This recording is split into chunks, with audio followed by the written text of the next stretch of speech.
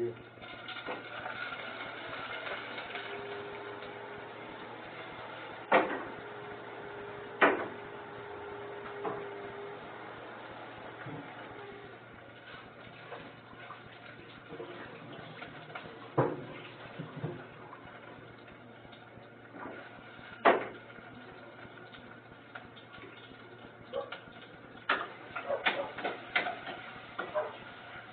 Minuto yung niluluto ko ngayon. Ang ulam.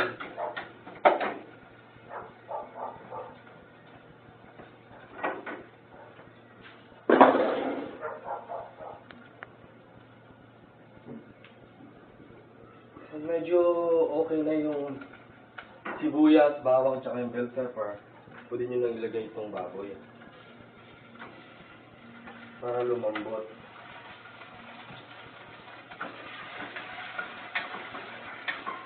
Tapos,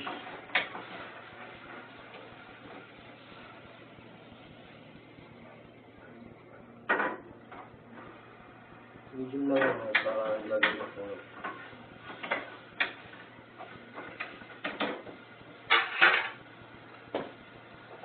Takpan nyo muna.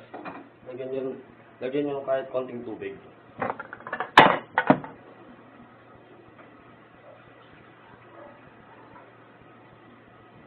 Kahit isang cup lang. Pampalambot. Tapos, yung ibang natitirang panghalo, katulad nitong hotdog, lalagyan ko kasi ng hotdog yung minuto. Hindi ko pa nahiwa. Hiwain ko muna.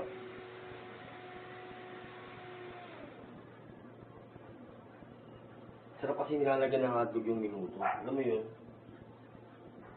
Kasi ako nung bata ako, gusto ko yung may hotdog yung minuto. Ang sarap kasi. Kaso ang problema ko, wala akong atay ng baboy. Lalagyan ko sana ng atay. Kaso madali yan nga ito eh. Wala pang ulam. Slice lang ng ano. Kita mo ba ako? May bilog. Ayan. Ano nga rin yung party?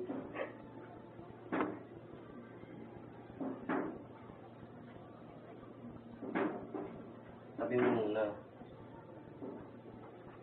Kasi mamaya na ito huli. Tapos, madalian nga ito actually. Landahan, nalaglag tayong kutsilyo. Babalat lang ako ng patatas.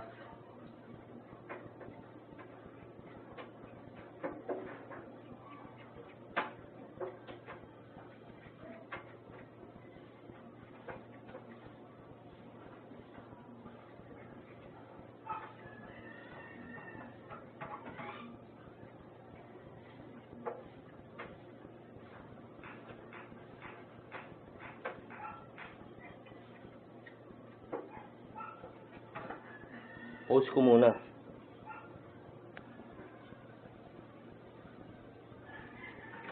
Haluin nyo, bantayan nyo ng maigi. Ito, naiwa ko na yung patatas, yung carrots, saka yung hotdog.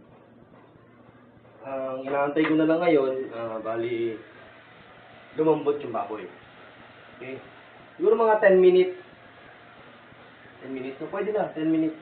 10 lang, kumulo. Palambutin. Sa inyo lang. Ayan. Timpla nyo na ng asin. Hindi ko pala sila timpla ng asin.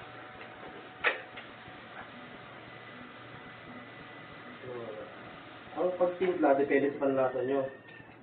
It's up to you, ika nga. Anong gusto nyo yung lasa. Itong gamit ko, Del Monte Quality Tomato Sauce. Commercial.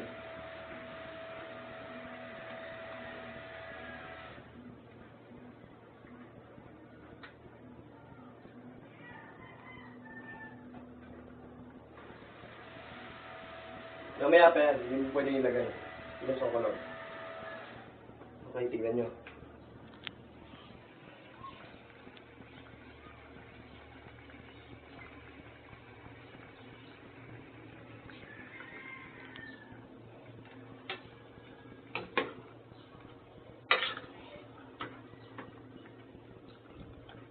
Ito nyo lang malambot yung baboy. Ayan, okay na. Para masarap, lagyan nyo ng magic sarap. O, di ba?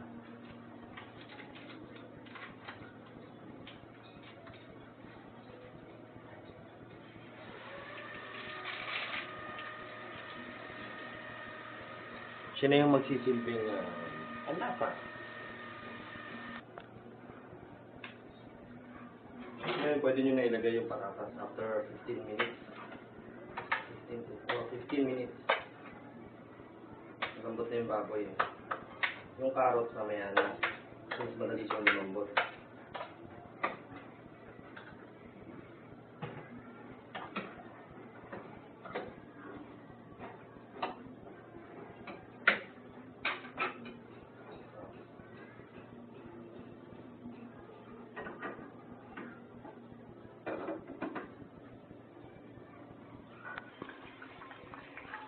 Nailagay ko na yung tomato sauce tsaka yung carrots. Nilagyan ko na rin siya ng durog na paminta. Pampalasa yun. After 5 minutes, pwede na to.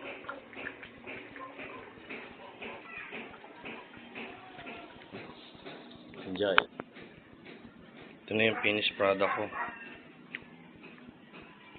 Nasa Tupperware siya kasi babaunin ko siya. Okay? So, sana may natutunan kayo sa ginawa ko. Bye! See you soon!